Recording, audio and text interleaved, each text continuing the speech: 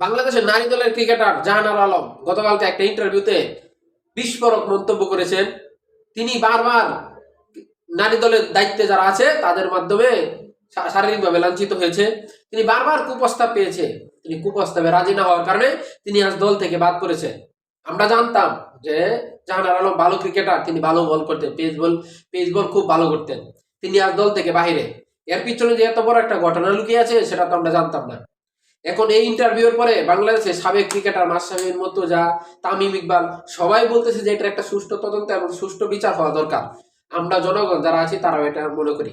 বাংলাদেশের নারীরা আজ কর্মস্থলে কোথাও নিরাপদ না, সেটা হোক ক্রিকেট, সেটা হোক অফিস আদালত, সবখানে আজকে নারীরা বারবার লাঞ্ছিত হচ্ছে শারীরিকভাবে।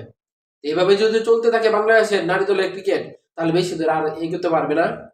এখন যারা দায়িত্বে আছে তারা যদি নারী লুবি হয় তাহলে তো নারীরা সেখানে নিরাপদ থাকবে না। আমরা আশা করি সরকার এবং এই যে বিসিবি আছে যারা, তারা যাতে এটা সুষ্ঠু একটা তদন্ত করে এবং একটা বিচার করে।